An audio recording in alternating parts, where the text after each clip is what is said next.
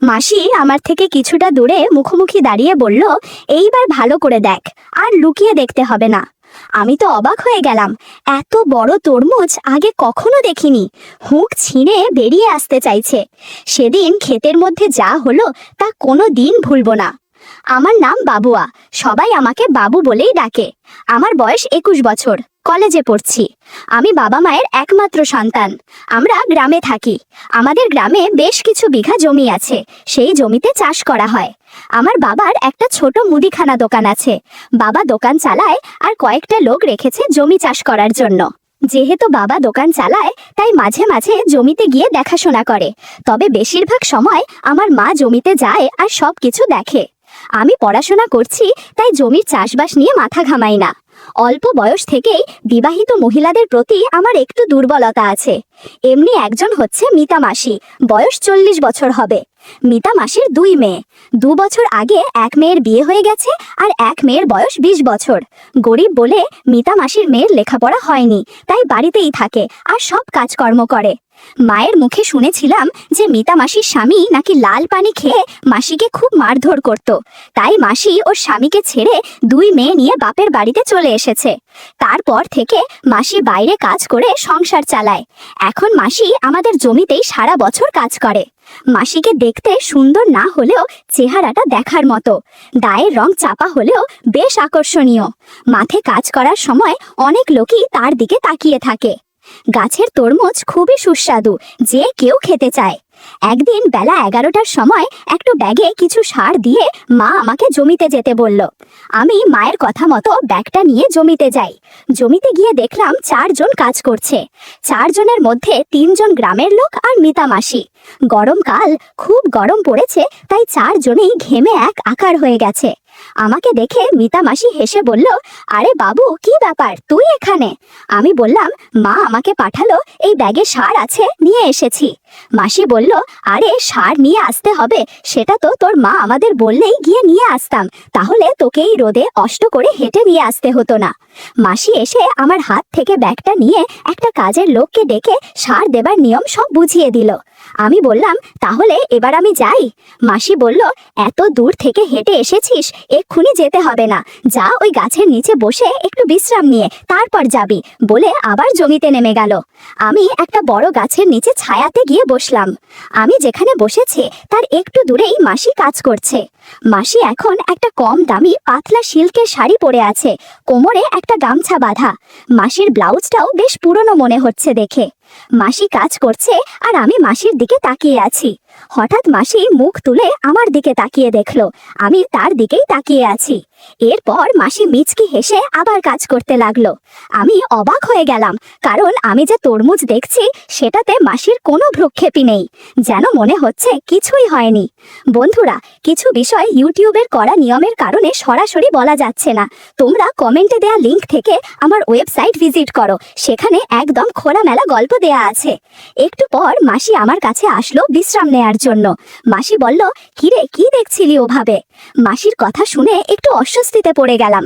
কিছুই বলতে পারছিলাম না, শুধু আমতা করছিলাম। মাসি বলল, কেমন দেখতে? আমি সাহস করে বললাম, ভালোই, তবে পুরোটা তো দেখতে পাইনি। মাসি বলল, ওরে বাবা, ছেলের আবার পুরোটা দেখার শখ। আমি বললাম, তরমুজ ভালো হলে সবাই পুরোটাই তো দেখতে চাইবে। মাসি হেসে বলল, তুই পুরোটা দেখবি নাকি? মাসির কথা শুনে আমি অবাক হয়ে তাকিয়ে রইলাম। মনে মনে ভাবছি যে মাসি কি সত্যিই আমাকে দেখতে দিবে? আমি বললাম, এখানে দেখবো কিভাবে? মাসি বলল, তোদের অন্য একটা জমিতে চল, ওই দিকটায়। আমি খুশি হয়ে বললাম, হ্যাঁ হ্যাঁ চলো, আর অপেক্ষা করতে পারছি না। এরপর মাসি কাজের লোকগুলোকে উদ্দেশ্য করে বলল যে আমি বাবুকে নিয়ে পাশের ধান ক্ষেতটা দেখাতে যাচ্ছি, ততক্ষণ তোমরা কাজ করো, একটু পরেই আমরা চলে আসব। লোকগুলো বলল, আচ্ছা দিদি, যাও, আমরা কাজ করছি। মাসি আমার সামনে হেঁটে যাচ্ছে আর আমি পিছনে।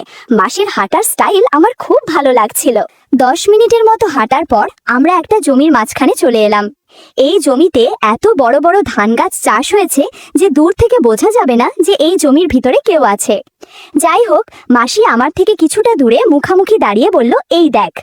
আমি ক্ষেতের তরমুজ দেখে অবাক হয়ে গেলাম। এত বড় তরমুজ আগে কখনো দেখিনি। তরমুজ অনেক ফর্সা ছিল। মাসি তরমুজ দেখাতে দেখাতে বলল, আগে বল, এইসব কথা কাউকে বলবি না তো? আমি বললাম, না না, কাউকে বলবো না, সত্যি বলছি। আমি এক দৃষ্টিতে তাকিয়ে আছি দেখে মাসি হেসে বলল, এই বাবু, কেমন লাগছে তরমুজগুলো? আমি বললাম, অসাধারণ মাসি, কোনো কথা হবে না। মাসি বলল, তোর তো ক্ষুধা লেগেছে, কিছুই খাসনি, এই তরমুজগুলো খেয়ে নে। আমি আর কথা বাড়ালাম না, আস্তে আস্তে তরমুজ খেতে শুরু করলাম। 30 মিনিটের মতো আমরা আড্ডা দিয়েছি। মাসি বলল, না আর এখানে থাকা যাবে না, অনেকক্ষণ হয়ে গেছে এসেছি, কেউ এসে পড়লে সমস্যা হয়ে যাবে, এবার চল। এরপর আমি আর মাসি জমির থেকে রওনা দিলাম। আগের জমিতে ফিরে এসে দেখলাম সেই লোকগুলো আগের মতোই এক মনে কাজ করছে। মাসি লোকগুলোকে উদ্দেশ্য করে বলল, আচ্ছা ভাই, অনেক কাজ হয়েছে, এবার সবাই বাড়ি চলো, গিয়ে খেয়ে আসি, বাকি কাজ পরে হবে। মাসির কথা শুনে সবাই একসঙ্গে জমি থেকে উঠে বাড়ির দিকে চলে গেল। আমিও সারের ব্যাগটা হাতে নিয়ে বাড়ির দিকে রওনা দিলাম। মাথার উপরে সূর্য দাঁড়িয়ে আছে। বাড়ি ফিরে স্নান করে দুপুরের খাবার খেয়ে নিলাম। এর মাঝে কয়েকদিন কেটে গেল। একদিন মার কাছ থেকে জানতে পারলাম মাসি অসুস্থ হয়ে পড়েছে। তার ছোট মেয়েও বাড়িতে নেই, তাই মা আমাকে মাসির দেখাশোনা করার জন্য যেতে বলল। কথা মতো আমিও চলে গেলাম মাসির বাড়িতে। বুঝলাম মাসি রাগ করেছে কয়েকদিন দেখা না করার কারণে। মাসিকে ওষুধ দিয়ে বললাম, খেয়ে নাও। মাসি কোনো কথা বলছে না। মাসির মুখের দিকে হাত নিয়ে মুখ ঘুরিয়ে বললাম, তুমি যদি ওষুধ না খাও আমি চলে যাব, আর আসবো না। মাসি দেখলাম আমার হাত থেকে ওষুধ নিয়ে খেয়ে নিল। আর কোনো কথা হলো না। হঠাৎ বাসার কলিং বেল বেজে উঠল। আমি গিয়ে দরজা খুলতেই দেখি মাসির বয়সী এক মোটা মহিলা। মহিলাকে দেখে চিনলাম না, তাই জিজ্ঞেস করলাম, কাকে চাই? উনি বললেন, মিতা নেই। আমি আছি বলে ওনাকে ভেতরে আসতে বললাম। গিয়ে মাসিকে বললাম, এক মহিলা এসেছে। মাসি দেখলাম ওড়না ঠিকঠাক করে বলল ভেতরে নিয়ে যেতে। আমি গিয়ে ওই মহিলাকে বললাম, মাসি আপনাকে ভেতরে রাখছে। উনি যাওয়ার সময় ওনাকে ভালোভাবে দেখলাম, বেশ স্বাস্থ্যবান, শাখা সিঁদুর নেই। উনি ভেতরে ঢুকতেই বলে উঠল, ও মিতা, কেমন আছিস? উনি মাসিকে শোয়া অবস্থায় দেখে জিজ্ঞেস করলো, মাসির কি হয়েছে? মাসি বলল, কলতলায় পড়ে গিয়ে কোমরে সামান্য ব্যথা পেয়েছে। আমি মাসিকে বললাম, তোমরা কথা বলো, আমি টিভি রুমে আছি।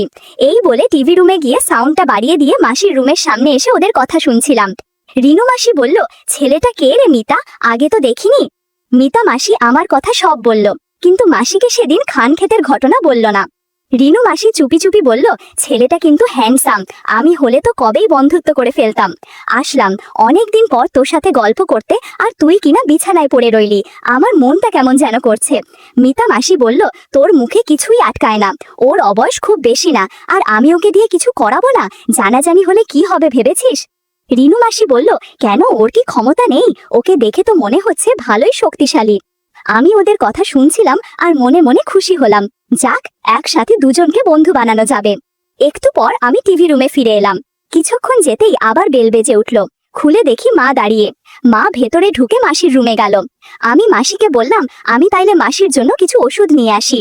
রিনু মাসি বলল, ওষুধ কোথা থেকে নেবে? আমি ঠিকানা বলতেই রিনু মাসি বলল, ভালোই হলো, পথে আমার বাড়ি পড়বে, আমাকে মামিয়ে তুমি ওষুধ আনতে যেও। বাড়ি থেকে বের হয়ে ট্যাক্সি না পেয়ে রিক্সা নিলাম। মাসির কারণে রিক্সাতে দুজনের বসতে একটু কষ্ট হচ্ছিল, আর মাসি তা বুঝতে পেরে কোনো মতে চাপাচাপি করে বসলো। মাসি আমার সাথে কথা বলতে লাগলো, কি করি না করি এইসব। মাসির কথা থেকে জানতে পারলাম মাসির স্বামী গত হয়েছে প্রায় 8 বছর। এক ছেলে এক মেয়ে, দুজনই বিবাহিত। ছেলে দেশের বাইরে পড়াশোনা করতে গিয়ে ওইখানে বিয়ে করে সেটেল হয়েছে, আর মেয়ে শ্বশুর বাড়ি থেকে এসে দেখে যায় বাড়িতে একটা কাজের মেয়ে রয়েছে যে সব কিছু করে দেয়। মাসির হাবভাব তেমন একটা ভালো লাগছিল না। রিকশায় ভালো করে বসার বাহানায় জাদুর লাঠিতে বারবার ধাক্কা দিচ্ছিল। কিছুক্ষণ পর মাসি বলল, আমি সামনেই নেমে পড়ব, যদি কিছু মনে না করো তাহলে তোমার নাম্বারটা দেবে, যদি কোনো প্রয়োজন হয় তাহলে তোমাকে ফোন করব। কি আসবে তো এই মাসির বাড়িতে? বললাম, যদি সময় পাই তো অবশ্যই যাব, আর মনে মনে বললাম তোমার সেবা যত্নও করব। মাসিকে নাম্বারটা দিলাম। মাসি আমার নাম্বারটা নিল। কিছু দূর যেতেই মাসি রিকশা থামিয়ে নেমে গেল। মাসিকে বিদায় জানিয়ে আমি রিকশাতে ওঠার পর মাসির দিকে তাকাতেই কেমন জানি অদ্ভুত চাহনি দিল চোখে মুখে। হাত নেড়ে বিদায় জানালাম। রিকশা চলতে থাকলো, আর আমি কিছুক্ষণ আগে ঘটে যাওয়া মুহূর্তগুলো ভাবছিলাম। রিকশা ফার্মেসির সামনে দাঁড়ালো। আমি ভাড়া মিটিয়ে মাসির জন্য সব ওষুধ কিনে নিলাম। ফার্মেসি থেকে বের হয়ে মাসির বাড়ির উদ্দেশ্যে রওনা দিলাম। মাসির বাড়িতে এসে বেল টিপতেই মা দরজা খুলে দিল। মাসিকে ওষুধপত্র সব বুঝিয়ে দিয়ে আমি আর মা বাড়ি ফিরে এলাম। পরের দিন রিনু মাসিকে ফোন করলাম। জানতে পারলাম কাল কাজের মেয়ে ছুটি দিবে। আমাকে নিমন্ত্রণ করেছে ভাপা পিঠা খাবার জন্য। মনে মনে ভাবলাম যা করার কালকেই করতে হবে। আগে থেকেই 5টা বেলুনের প্যাকেট কিনে নিলাম। পরের দিন সকালে নাস্তা খেয়ে জিমে চলে গেলাম। ভালোভাবে খেলার প্রস্তুতি নিতে হবে। জিম করে ফ্রেশ হয়ে দুপুর 12টায় বেরিয়ে পড়লাম রিনু মাসির বাড়ির উদ্দেশ্যে। আমার পকেটে আগের দিনের কেনা বিদেশি বেলুন। আধা ঘন্টার মধ্যেই রিনু মাসির বাড়িতে গিয়ে পৌঁছলাম। কলিং বেলের আওয়াজ শুনে রিনু মাসি এসে হাজির। বেশ সেজেছে দেখছি। চুল ছেড়ে রেখেছে, সাদা শাড়ি পরেছে, টাইট ব্লাউজ, ঘরোয়া বৌদির মতো দেখতে লাগছে। রিনু মাসি বলল, কেমন দেখাচ্ছে বলো? আমি বললাম, বাহ, বেশ লাগছে তো আপনাকে। অনেকটা কম বয়সী মেয়েদের মতো লাগছে আপনাকে। মাসি একটু লাজুক সুরে বলল, উফ, কি যে বলো না। আমি সহজ হওয়ার জন্যে এমন হাবভাব করছি যেন মনে হয় আমি মিশুক স্বভাবের মানুষ। নিজেকে স্বাভাবিক রাখার আপ্রাণ চেষ্টা করে যাচ্ছি। ঘরটা বেশ ছিমছাম, রুচির ছাপ আছে। মাসি বলল, এই বাবু, তুমি চা খাবে তো? আমি মজা করে বললাম, না খেয়ে গেলে হবে না। মাসি হেসে বলল, এখন থেকে তুমি মাঝে মাঝেই আসবে নিশ্চয়ই খেতে। মাসির চোখে দুষ্টুমি আর কৌতুক মেশানো হাসি। একটা অদ্ভুত হাসি চেপে বলল, সময় নিয়ে এসেছো তো, নাকি শুধু খাবার খেয়েই চলে যাবে? আমি না বুঝে জিজ্ঞেস করলাম, কেন জিজ্ঞেস করছেন? মাসি বলল, না, আমি ভাবলাম প্রথম দিন এলে তাই আর কি। বুঝতে পারলাম মাসি আমার উদ্দেশ্য আমার মুখ থেকে শুনতে চাইছে। আমি বললাম, এই দুপুরবেলা ভাপা পিঠা আর জাম্বুরা খেতে চাই। আমি নিজের কানকেই বিশ্বাস করতে পারছি না যে এরকম পরিবেশে বসে একটা মহিলার সাথে এইভাবে কথা বলছি। কিন্তু যা বলছি সব জ্ঞানেই বলছি। তাই সরাসরি নিজেই চলে এলাম প্রসঙ্গে। অন্তত খাবার খেয়েই চলে যেতে চাই না। কেউ দেখুক আর না দেখুক, কেউ জানুক আর না জানুক, আজ খাবার খেয়েই যাব। মাসি বলল, বাব্বা, এত তাড়া কিসের? তোমার জন্য অনেক খাবার আছে। কথাটা বলে মাসি আমার সামনে বসলো আর ভাপা পিঠা এগিয়ে দিয়ে বলল, আস্তে ধীরে খাও। ভাপা পিঠা কম করে হলেও 4 কেজি করে হবে। 1 ঘন্টার মতো খাওয়া দাওয়া করলাম। তাছাড়া মাসিকে জাদুর লাঠি দিয়ে আশীর্বাদও করেছি। কিছুক্ষণ পরে ফ্রেশ হয়ে বাড়ির পথে হাঁটা দিলাম। অনেক ক্লান্ত লাগছিল বলে কখন ঘুমিয়ে পড়েছি তার খেয়াল নেই। পরের দিন সকাল থেকেই মাসির কথা মনে পড়ছিল। কোনো উপায় পাচ্ছিলাম মাসির কাছে যাবার। এমন সময় আসে বলল সে হাতে ব্যথা পেয়েছে, যে কারণে বাড়ির কাজ ঠিক মতো করতে পারবে না। এজন্য মিতা মাদিকে কয়েক দিনের জন্য আমাদের বাড়িতে কাজ করার জন্য থাকতে বলবে। মায়ের কথা শুনে মন খুশিতে নেচে উঠল। ধান খেতে সেদিনের ঘটনার পর থেকে তেমন কিছুই করার সুযোগ হয়নি। তাই যখনই বাড়িতে কথা হচ্ছিল যে মিতা মাসিকে কাজের জন্য বাড়িতে থাকতে বলবে, আমি সবার আগে দায়িত্বটা নিজের ঘাড়ে নিয়ে নিলাম। তাতে করে আমি ওনাকে আরো কাছে থেকে দেখার সময় পাবো। মাসি আসতো প্রায় 7টা নাগাদ। 4 ঘন্টা কাজ করে চলে যেত। তারপর মাসি আবার বিকাল 5টায় এসে বাকি বাসন মেজে রেখে চলে যেত। মায়ের কাজ কমে যাওয়ায় মা মোটামুটি 8টা পর্যন্ত ঘুমাতো। আর বেশিরভাগ দিনই আমি সকালে বেল বাজলে গিয়ে গেট খুলে মাসিকে ভিতরে আসতে দিতাম। ইশারায় ইশারায় অনেক কথা হতো মাসির সাথে, কিন্তু ভালো সুযোগ হয়ে উঠছিল না। প্রতিদিনই দেখতাম মাসি এসেই আমার ঘরটা সবার আগে মুছতো, মানে বাড়ির কেউ ওঠার আগেই। মাসি একটু অগোছালো হয়েই থাকতো। আমি বুঝতে পারতাম আমার জন্য এরকম হয়ে থাকে। সে যখন ঘর মুছতো আমি এক দৃষ্টিতে তাকিয়ে থাকতাম। মাসি আমাকে দেখে মুচকি মুচকি হাসতো। একদিন মাসিকে বললাম, সেই কবে জাম্বুরা খাইয়েছো, আর তো দিলে না? মাসি বলল, ইস, খুব শখ হয়েছে বাবুর। গতকালই তো লিনু মাসির বাড়ি থেকে ভাপা পিঠা খেয়ে এলে। এখন সাধু সাজা হচ্ছে, তাই না? রিনুদি আমাকে ফোন করে সব বলেছে। ও ভালো করে হাঁটতে পারছে না। আমি বললাম, তুমি আর রিনু মাসি কি এক হলে নাকি? তুমি আমার সবচেয়ে কাছের মানুষ। আমার কথা শুনে মাসি লজ্জা পেল আর অন্য ঘর মুছতে গেল। আমার ঘরের কাজ হয়ে গেলেই মাসিকে দেখলাম একটু গোছালোভাবে শাড়ি পরে নিল। আমি পরিষ্কার বুঝেছিলাম মাসির মন কি চাইছে, কিন্তু বাড়িতে সব সময় কেউ না কেউ থাকার কারণে রাগ হচ্ছিল। এদিকে জাদুর লাঠিও কেমন যেন করছে। এই করতে করতেই প্রায় 2 মাস কাটলো আর আমার সেই সুবর্ণ সুযোগ এলো। বাবা টিকিট কেটেছে শিলিগুড়ির। আমার কাকি অসুস্থ, বাবা আর মা দুজনই যাবে। যাবার আগে আমার বাড়ির সব কাজ বুঝিয়ে দিয়ে গেল। দুজনে রাতের ট্রেনে চলে গেল। আমি সারা রাত ভাবতে লাগলাম, কাল মাসি এলেই তো তাকে সবার আগে কাজ করতে বলবো। সারা রাত আমি এইসব কাটিয়ে দিলাম। সকালে বেল বাজতেই খুব স্বাভাবিকভাবে গেট খুলে ওপরে চলে আসছিলাম।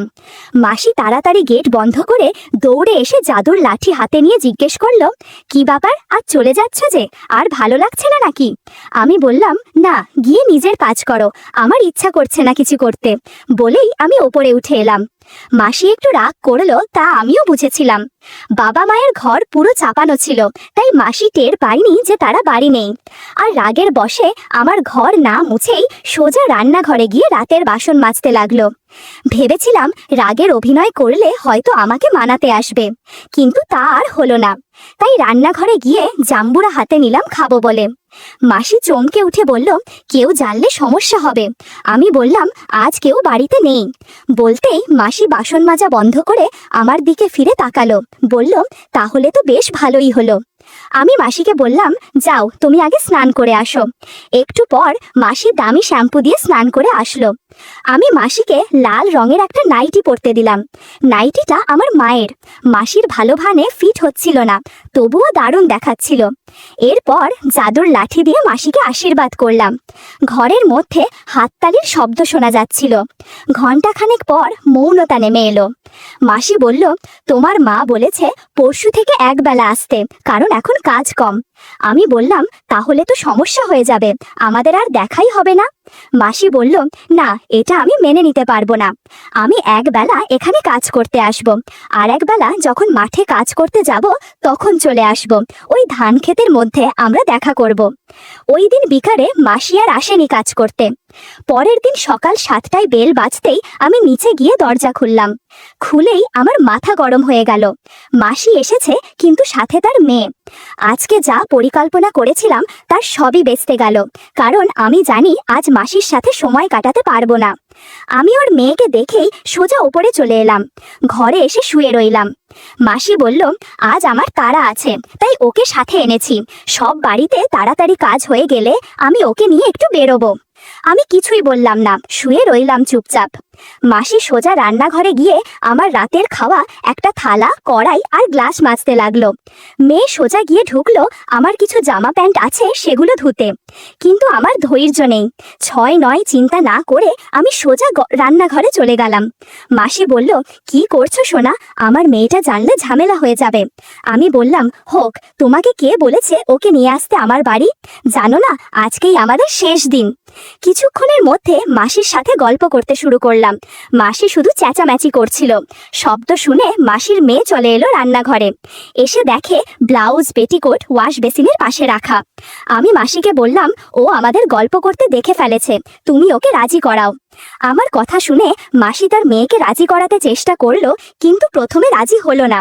যখন আমার জাদুর লাঠি দেখলো তখন আর না করতে পারলো না। 4 ঘন্টার মতো আমরা গল্পগুজব করেছি। আমি বললাম, বেশ হলো, তোমরা দুজন কাল থেকে ধান খেতে চলে আসবে, আর টাকা পয়সার ব্যাপারে কোনো চিন্তা করো না, দুজনকেই অনেক বকশিশ দেব। কথাটা শুনে দুজন হাসতে হাসতে বাড়ি চলে গেল।